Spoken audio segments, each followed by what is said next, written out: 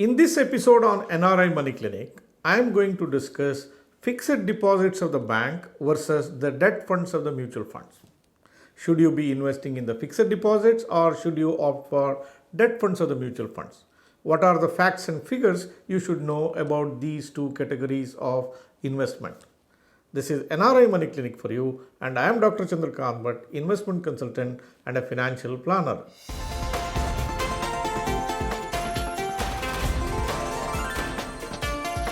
NRI Money Clinic. No hype, just the right advice. Both fixed deposits as well as the debt funds of the mutual funds are the investments in the fixed income space, which means to say there is no capital appreciation. You don't invest there to make a huge amount of money going forward into the future. Instead of that, you get a fixed income, interest or a coupon or some gains to come from that by way of fixed income. That is where both the fixed deposits and the debt funds of the mutual fund fit into your investment activity. First, let us try to understand how the FDs as well as the debt funds work. Now, when you give money to the bank is borrower of money from you. You are lending money to the bank and it's going to be a contract between you and your bank. You are going to keep that money there for a certain number of years, and the bank offers you a rate of return called the interest rate that is applicable on your fixed deposits. Once you lend money to the bank, it becomes bank's money, and beyond that point, you have no control on where this money should be invested, to whom it should be given as loan. None of the things you can control beyond that point.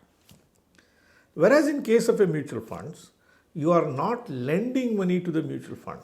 You are instead investing money through the mutual funds, which means to say you have control on a lot of things. For example, now where your money needs to be invested. Should the money be invested in a short-term instruments, or should the money be invested in a long-term investment, or should the money be invested in government bonds? Several things you are able to control yourself by choosing the appropriate debt funds of the mutual fund.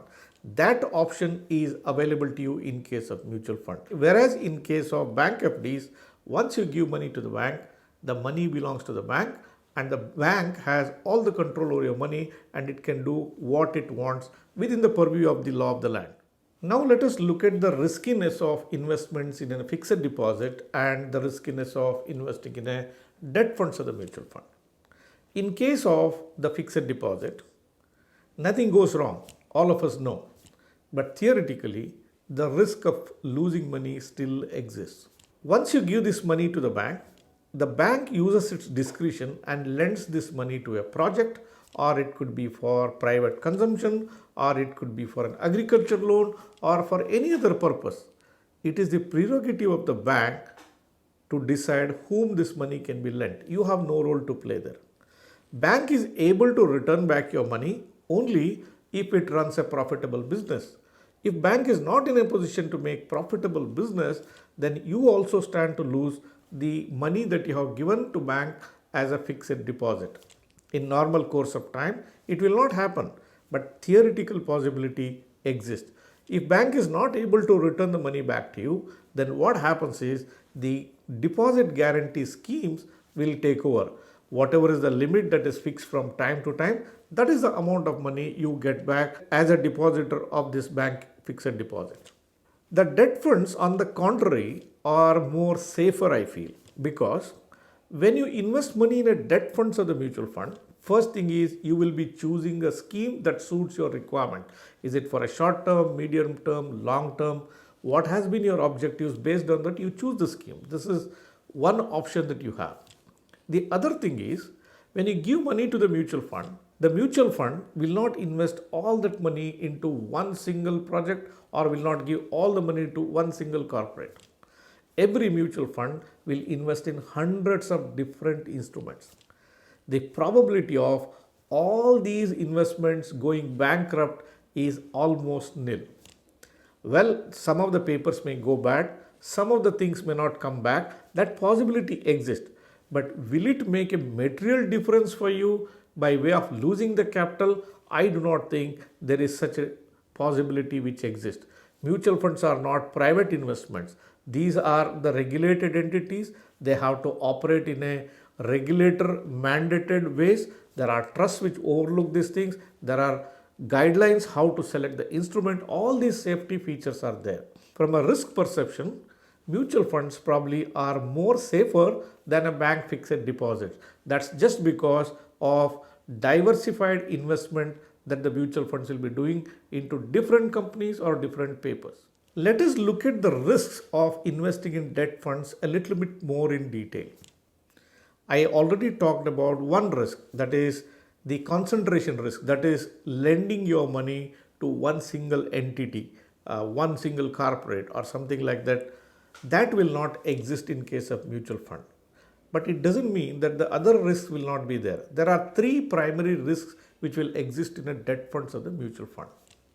One is the liquidity risk, which means when you want to sell a particular paper, there may not be buyers to that particular paper. This is called the liquidity risk. There is no demand for that. That's why nobody is prepared to buy that. That is a liquidity risk. The second risk is the credit risk, which means a mutual fund has invested in certain papers or certain bonds, and that bond or the paper may not return back the money or may not give you the coupons that is intended for. So that is called the credit risk. Generally, these two risks are well managed in any mutual fund houses because there is a lot of research which is going on. They know what they can invest in, what they cannot invest in. In spite of that, sometimes one or two papers may go wrong here and there. It has happened in the past, it may happen in the future. But will it make a big difference to your portfolio? I do not think it can make a huge difference that way. What is the third risk? The third risk is the interest rate risk. That risk will definitely remain in case of debt funds or the mutual fund. Now, the interest risk can also be managed by selecting the proper schemes of the debt funds of the mutual fund. When we talk about the debt funds of the mutual fund, it is not as simple as talking like a bank fixed deposit. There are different types of debt funds. They do different things. They have different approaches. They are for a different purposes. If you pick up a wrong kind of a debt fund of the mutual fund, interest rates can play a problem in your portfolio. What does the interest rate risk do? The returns generated from debt funds are inversely proportional to the interest rates prevailing on the ground, which means to say, if the interest rates are rising in the economy, a debt fund portfolio may give you lesser because the bond prices will fall down. On the contrary, if the interest rates are coming down in the economy, a debt fund may give you much higher rate of return than a bank fixed deposit.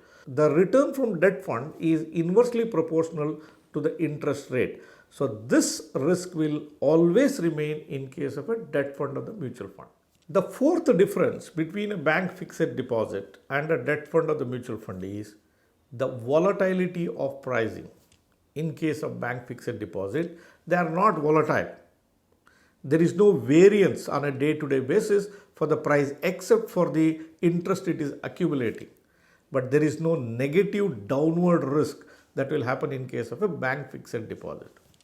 Whereas in case of a debt fund or the mutual fund, they tend to be volatile. But the volatility or the up and down movement of the NAV or the fund values will not be like an equity fund. It is not like growing up by 10% or falling by 20%. That will not happen. The volatility could be just about 0.5% or 1% deviating from the bank rate of return in the normal course of time. The risks what I spoke to you earlier, the interest rate risk, the credit risk, as well as the liquidity risk are the reasons why this volatility will come in. But if you hold on to the debt funds of the mutual fund for longer periods of time, again there too the volatility will come down. So the volatility is a function to consider in case of debt fund. In case of a bank FD, you just don't have to bother about the volatility of prices at all. The other difference that you need to know about is the ease of operation.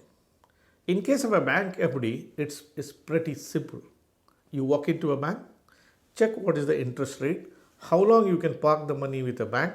If you are convinced that, okay, this is the interest rate which is acceptable to me, you give this money to the bank and you make a fixed deposit in the bank. It's as simple as that.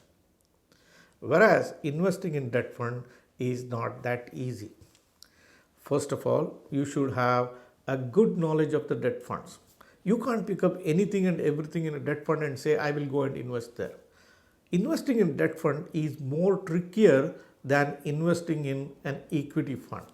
You need to be having the assistance of professional financial planners to help you build a good debt fund portfolio. So as I said, the debt fund portfolio has the risks of liquidity, credit risk and the interest rate risk. To manage this, you definitely need to be assisted by a financial planner. So to that extent, investing in debt fund is not that easy. Dear viewers, in case if you think you need to be investing in a debt funds or the mutual fund, if you are looking for the help of a professional financial planner, you can make best use of our services as well. We have shown our contact number here on the screens. Through a WhatsApp message, you can reach us and we will help you to build a good debt fund portfolio for yourself. The next difference between a fixed deposit and the debt funds of the mutual fund is the tenure of investment. How long you should stay invested in that particular contract. In case of a bank fixed deposit, it's a contract between you and the bank. You agree to deposit a certain sum of money for a certain period of time. The interest rate what banks give you is a function of the total amount of money you may give as well as the tenure that you are prepared to park this money with the bank. Longer the tenure, higher could be your interest that you might be getting from the bank. Whereas in case of a debt funds or the mutual funds, these do not have tenure. That means these are at will. You can park your money in the debt funds today, you can walk out tomorrow, you can walk out next month, you can walk out any day you like. So there is no tenure which is built in the debt funds. So these are 100% liquid instruments. That makes debt funds one of the very attractive investment options for the investors. The other difference that we need to consider between a bank fixed deposits and the debt funds of the mutual fund is the liquidity aspect of it. Suppose if you need money, how quickly you can get back the money? Are there any penalties with it? How can you get out of this particular contract? In case of a bank fixed deposit, the liquidity can come to you in two methods. One, you can borrow against this fixed deposit from the same bank or giving this fixed deposit as a collateral to somebody else. That is by way of borrowing. Or you can prematurely close this fixed deposit. When you do that, you need to be paying a small penalty to the bank. So this is the method of liquidity which is built into the fixed deposits. In case of a debt funds, as I already said, these are 100% liquid instruments. Most debt funds will not even have an exit load. But there could be some debt funds which will have some exit load for first 12 months or for first 18 months. Debt funds are 100% liquid and the fixed deposits liquidity comes with a cost. The next difference between a bank fixed deposit and the debt funds of the mutual fund is with respect to the taxation. The interest that you get from a bank fixed deposit is taxable as an income of that particular year. Let's say that you have kept a crore of rupee as the bank fixed deposit and at 6% rate of return, bank is adding to your account 6 lakh rupees as the interest.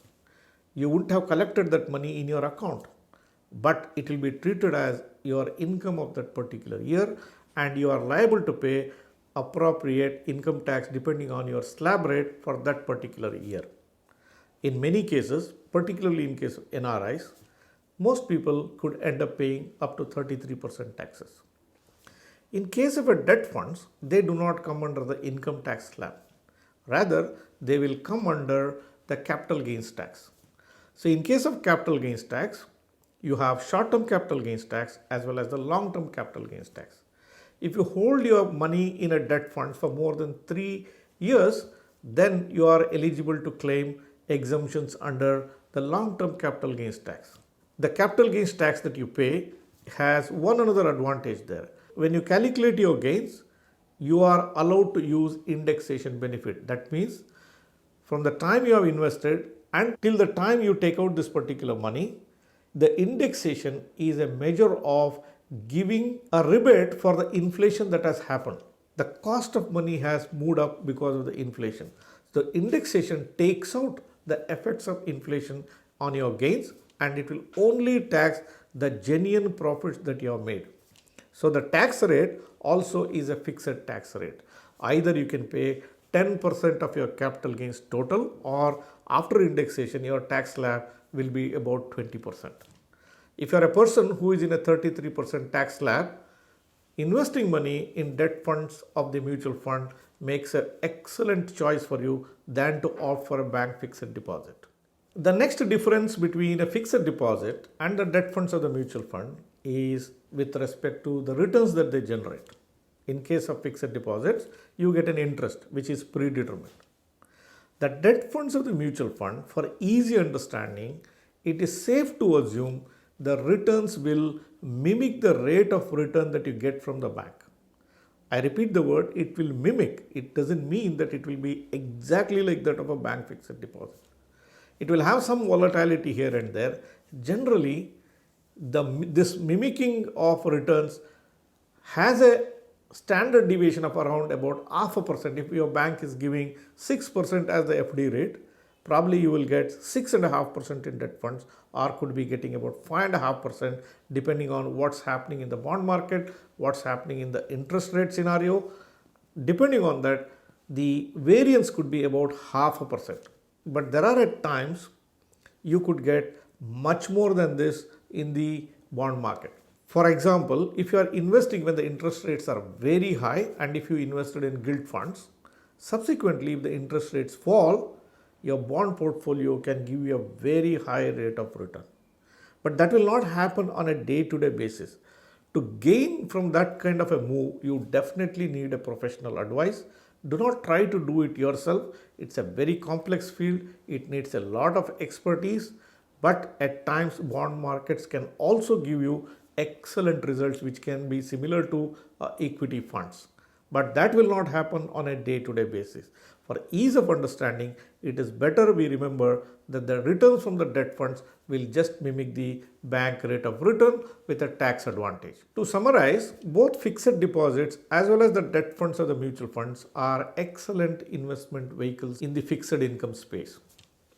If you are a person who is in a higher tax slab, or if you are a person who wants liquidity at will, you can definitely consider debt funds of the mutual fund.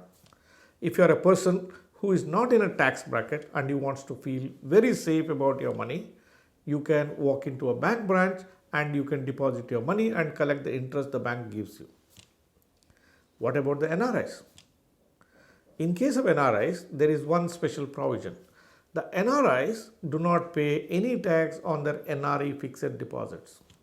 If you are having NRI fixed deposits, should you be using NRI fixed deposits or the debt funds of the mutual fund?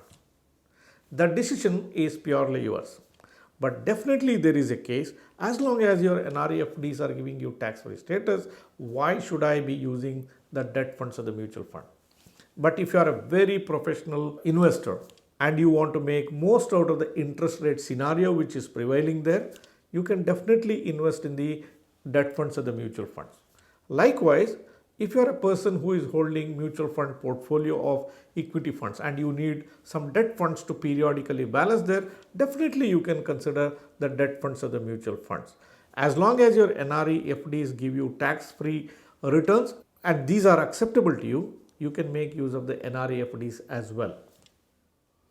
Dear viewers, hope the topic that I discussed today helped you to understand the differences between a fixed deposit and the debt funds of the mutual fund. After listening to this episode, if you are a much more informed investor today, please like this video. If you are a person who is watching this channel for the first time, or if you are yet to subscribe for this channel, please hit the subscribe button and press the bell icon. Don't forget to share these videos with your friends and relatives.